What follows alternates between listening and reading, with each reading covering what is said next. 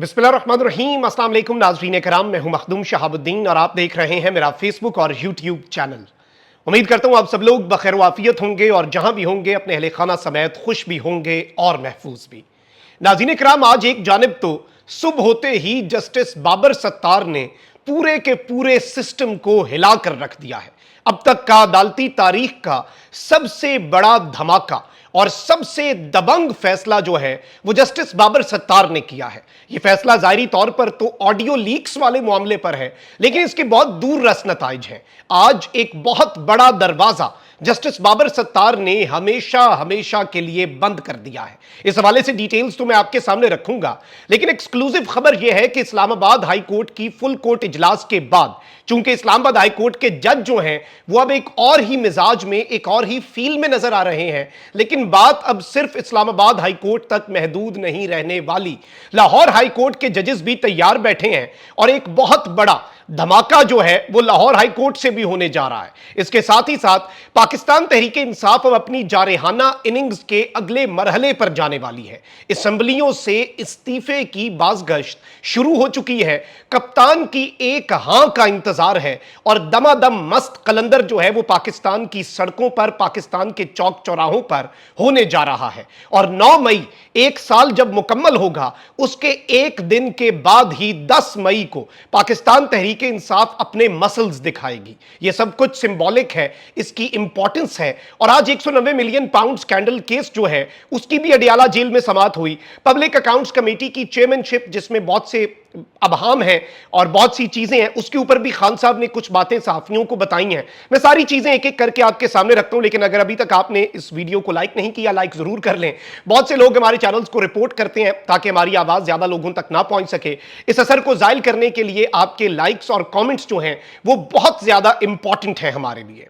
अब जरा खबरों पर आते हैं, क्योंकि खबरें बहुत ज्यादा हैं और जैसे ही ये एक वर्किंग डे जो है इस हफ्ते का पहला शुरू हुआ है तो ऑब्वियसली अदालतों से खबरें तो आनी थी। सबसे पहले तो मैं आपको यह बताऊं कि विफाकी काबीना की सिफारिश पर 190 मिलियन पाउंड करप्शन केस से मुंसलिक 8 अफराद के नाम जो हैं वो एग्जिट कंट्रोल लिस्ट से निकालने की मंजूरी दे दी गई है। जराये के मुताबिक विफाकी काबीना ने नैब की सिफारिश पर ईसीएल से नाम निकालने की मंजूरी दी, जिसके बाद 190 मिलियन पाउंड केस से मुंसलिक 8 अफराद के नाम ईसीएल से निकाल दिए गए हैं। उनमें साबिक सेक्रेटरी टू वजीर आजम आजम खान, राजा मंजूर कियानी और आरिफ रहीम शामिल हैं। इसके साथ ही साथ कुछ और लोग भी हैं, लेकिन इसमें मैं आपको यह बता दूं कि इमरान खान और उनकी अहलिया बुशरा बीबी जो हैं उनके नाम इस केस में ईसीएल में अभी भी शामिल हैं और फरा गोगी और जुल्फी बुखारी जो हैं उनके नाम भी इस ईसीएल की लिस्ट के अंदर इस केस में नैब की सिफारिश पर मौजूद रहेंगे। इसके साथ ही साथ कुछ और खबरें भी आपके सामने रख देते हैं और आपको मैं यह भी बता दूं कि 190 मिलियन पाउंड स्कैंडल जो है उस केस की जब समाप्त हो रही थी उसके हवाले से तो मैं नेक्स्ट आपके सामने कुछ चीजें रखूंगा। इमरान खान साहब से सहाफियों ने सवाल पूछा कि आप पार्टी में चेयरमैन पीएसी के मामले पर आपकी पार्टी में तनाजा चल रहा है और नाम कौन सा फाइनल हुआ है पब्लिक अकाउंट्स कमेटी की चेयरमैनशिप के लिए, तो इस पर इमरान खान ने कहा कि मुझे मुशावरत ही नहीं करने दी जा रही, आज मुशावरत मुकम्मल हो जाएगी। इमरान खान से सवाल किया गया कि आपने शेर अफजल मरवत को नामजद किया है, क्या वही नाम फाइनल है? इस पर इमरान खान साहब ने कहा कि चेयरमैन पीएसी का जो मामला है उस पर मुशावरत के बाद जवाब दूंगा। सहाफी ने सवाल किया कि शेर अफजल मरवत का नाम वापस ले लिया गया है, कौन सा नया नाम तजवीज है? इमरान खान ने जवाब दिया कि कोई नाम फाइनल नहीं है, कल तक हम नाम फाइनल कर लेंगे। और इस सहाफी ने सवाल किया कि आप किसी को नामजद करते हैं तो पार्टी लीडरशिप नहीं मानती, पार्टी में क्या चल रहा है? इस पर इमरान खान ने कहा कि हमने शेर अफजल मरवत का नाम दिया था, लेकिन अभी हम मुशावरत कर रहे हैं। खान साहब ने इसके ऊपर ज्यादा गुफ्तगू करने को मुनासिब नहीं समझा। अच्छा, इसके साथ ही साथ कुछ और खबरें, चूंकि मैंने आपको बताया कि बहुत ज्यादा हैं। अब जुम्मे वाले दिन एक इजलास हुआ था जिसमें वजीर आजम के साथ अली अमीन गंडापुर जो हैं उनकी काफी तलक कलामी हुई और अली अमीन गंडापुर ने शदीद तरीन एहतजाज किया। तो अब शहबाज शरीफ साहब जो हैं उन्होंने एक कमेटी कायम कर दी है जो कि पहले सूबों के साथ मुशावरत करेगी और फिर इजलास बुलाया जाएगा। यानी शहबाज शरीफ साहब जो है वो अच्छे खासे तंग है। अब यहां पर एक और खबर है, डॉन न्यूज के सीनियर सहाफी सनाउल्लाह, उन्होंने खबर दी है कि खैबर पख्तूनख्वा में परवेज खटक को गवर्नर लगाए जाने के कभी इम्कानात हैं, आने वाले दिनों में बड़े बड़े अपसेट हो सकते हैं। अब परवेज खटक जो है वो ना 3 में ना 13 में सियासत से छुट्टी ले चुके हैं। पीटीआई पार्लियामेंटेरियंस बनाई, लेकिन जारी बात है मुक्तदरा की जमात बनाई तो मुक्तदरा ने नवाजना तो है। तो ये सीट जो पीपल्स पार्टी के पास थी, तो क्या पहले परवेज खटक पीपल्स पार्टी के अंदर शमूलियत इख्तियार करेंगे और फिर गवर्नर बनेंगे?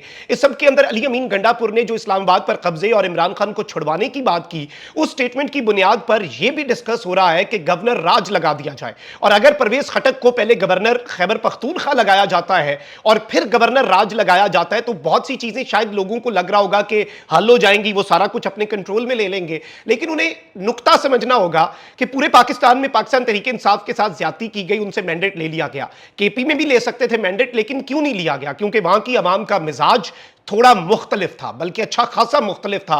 तो क्या अवाम इस सब के अंदर खामोश बैठेगी? क्या गवर्नर राज अगर लगा लिया तो अली अमीन गंडापुर खामोश बैठेगा? तो मुक्तदरा को और जो फैसला साज हैं उन्हें गवर्नर राज लगाने से पहले यह सब कुछ सोचना पड़ेगा। चले, परवेज खटक को आपने गवर्नर बनाना भी है तो वो एक अलग बात है, वो बना लें, लेकिन उससे भी आप ये देखेंगे कि बहुत सी चीजें जो हैं वो ठीक होने के बजाय खराबी की तरफ ही जाएंगी। मामलात जो हैं वो बेहतरी की तरफ जाते हुए फिर आपको नजर नहीं आएंगे। अब जरा आगे बढ़ते हैं नाज़रीन इकराम। ऑडियो लीक्स एक केस चल रहा है, बुशरा बीबी जो है उनकी भी दरखास्त है और इसके अलावा साकिब निसार और दीगर मामलात भी हैं। और यह केस आ गया इस्लामाबाद हाई कोर्ट के दबंग जज जस्टिस बाबर सत्तार के पास। इससे पहले डीसी इस्लामाबाद के साथ जो इन्होंने किया वो भी सबके सामने है। डट जाते हैं ना, नहीं इधर उधर का कुछ देखते। और इस सब के अंदर जो एतराजात लगाए पाकिस्तान के इदारों ने, पीटीए ने लगा दिया, पैमरा ने लगा दिया, एफआईए ने लगा दिया और आईबी जो कि एक इंटेलिजेंस एजेंसी है, इंटेलिजेंस ब्यूरो, इन सब ने एतराज लगा दिया। और इस सब के अंदर एक एतराज यह भी था कि जजेस का खत वाला जो मामला है, तो उन्होंने पूछा एफआईए से कि हमने तो आईएसआई पे बात की थी, उस खत में आप एफआईए हैं, आप एक अलग एजेंसी हैं या आप उनकी प्रॉक्सी हैं। तो आज जस्टिस बाबर सत्तार जिस दबंग मूड में थे आप अंदाजा भी नहीं कर सकते। और जस्टिस बाबर सत्तार ने ऑडियो लीक्स के केस में केस से अलग हो जाने से मुतल्लिक मुतफर्रिक दरखास्तों पर पैमरा, एफआईए और पीटीए पर 5-5 लाख रुपए जुर्माना आयद करके उनकी दरखास्तें खारिज कर दी हैं। पैमरा, पीटीए, एफआईए और आईबी ने ऑडियो लीक्स केस में जस्टिस बाबर सत्तार की अलहदगी के लिए अदालत में दरखास्तें दायर की थी।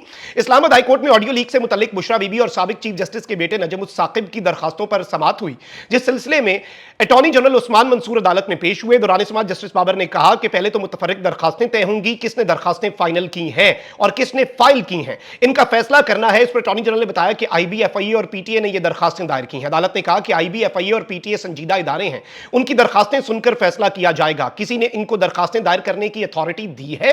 एडिशनल अटॉर्नी जनरल ने अदालत को बताया कि डीजी एफआईए ने असिस्टेंट डायरेक्टर को अथॉरिटी दी है। जस्टिस बाबर सत्तार ने एडिशनल अटॉर्नी जनरल को हिदायत की कि दरखास्त का मुतलका हिस्सा पढ़ें जहां मुझ पर एतराज है। जस्टिस बाबर सत्तार ने पूछा कि आईएसआई के मामले से एफआईए का क्या ताल्लुक है, यह खत एफआईए से किस तरह मुतलका है? एफआईए इंटेलिजेंस एजेंसी है। एडिशनल अटॉर्नी जनरल ने बताया कि एफआईए इंटेलिजेंस एजेंसी नहीं है। जस्टिस बाबर सत्तार ने पूछा कि क्या हाईकोर्ट के जजेस को ब्लैकमेल करने या जजेस के घरों में खुफिया कैमरे लगाने से एफआईए का कोई ताल्लुक है? एडिशनल अटॉर्नी जनरल ने कहा कि ऐसा तो नहीं, लेकिन खत में लफ्ज इंटेलिजेंस एजेंसीज इस्तेमाल किया गया है। बाद अदालत ने एफआईए की मुतफर्रिक दरखास्त 5 लाख रुपए जुर्माने के साथ खारिज कर दी, जबकि अदालत ने डीजी एफआईए के खिलाफ तौहीन अदालत की कार्रवाई का इंदिया भी दे दिया। जस्टिस बाबर सत्तार ने पूछा कि इंटेलिजेंस ब्यूरो की मुतफर्रिक दरखास्त किसकी मंजूरी से दायर हुई? इस पर अटॉर्नी जनरल ने बताया कि joint director general intelligence bureau ने मंजूरी दी है। जस्टिस बाबर सत्तार ने कहा कि अच्छा यह बात है, तो इंटेलिजेंस एजेंसी का सरबराह भी चल के अगली अदालत में खुद आए और उससे भी हम सवाल पूछेंगे। अब इस सब के अंदर मैं आपको यह बता दूं कि जस्टिस बाबर सत्तार साहब ने किया क्या है, इससे फायदा क्या होगा और इन द फ्यूचर आप जो चीजें देखेंगे। अब होना यह था कि ये हुकूमत ने ये 4 दरखास्तें दायर करके ये एक नैरेटिव बिल्ड करना था और ये एक बुनियाद डालनी थी कि ये 6 जजेस जो हैं इस्लामाबाद हाईकोर्ट के, जिन्होंने खत लिखा, ये हुकूमती इदारों के किसी भी केस को ना सुने। आज इस्लामाबाद हाईकोर्ट के खत लिखने वाले 6 जजेस पर अहम केस में एतराज के हुकूमती मिशन के रास्ते को इस्लामाबाद हाईकोर्ट ने हमेशा हमेशा के लिए बंद कर दिया है। यानी आइंदा आने वाले दिनों में यह हुकूमत को बड़ा वाज़ेह मैसेज चला गया है कि अगर इन 6 जजेस में से किसी पर एतराज किया, बेबुनियाद एतराज किया और सिर्फ अपना खेल रचाने की कोशिश की, तो फिर आपके साथ जो होगा वो आप याद रखेंगे और आपको हम भूलने नहीं देंगे।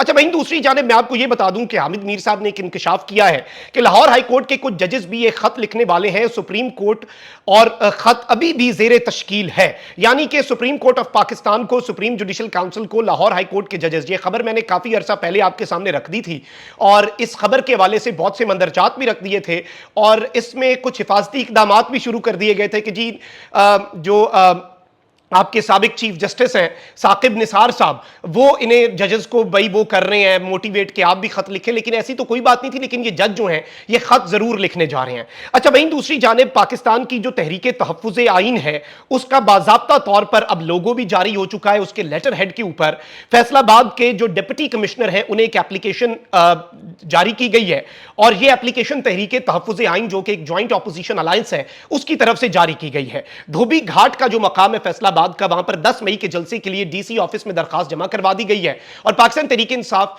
5 तारीख को सिंध में और 9 मई के एक ही दिन के बाद 10 तारीख को फैसलाबाद में एक बहुत बड़ा जलसा करके, एक सिंबॉलिक इंपॉर्टेंस का जलसा करके एक मैसेज देना चाह रही है। वहीं दूसरी जानिब साहबजादा हामिद रजा सुन्नी इत्तेहाद काउंसिल के सरबराह हैं, इमरान खान के वफाशवार साथी हैं। उन्होंने एक बहुत बड़ी बात की है। उन्होंने कहा है कि PTI leadership need to consider resigning from assemblies and coming out on streets if Imran Khan didn't get justice in coming weeks. उन्होंने कहा कि अगले आइंदा 1-2 हफ्ते के अंदर अंदर अगर इमरान खान साहब को इंसाफ नहीं मिलता और निजाम उसी तरीके से चलता है जिस तरीके से निजाम चलना चाह रहा है, तो पाकिस्तान तहरीक इंसाफ की लीडरशिप को कंसीडर करना चाहिए कि वो असेंबलियों से रिजाइन करके सड़कों पर आ जाए।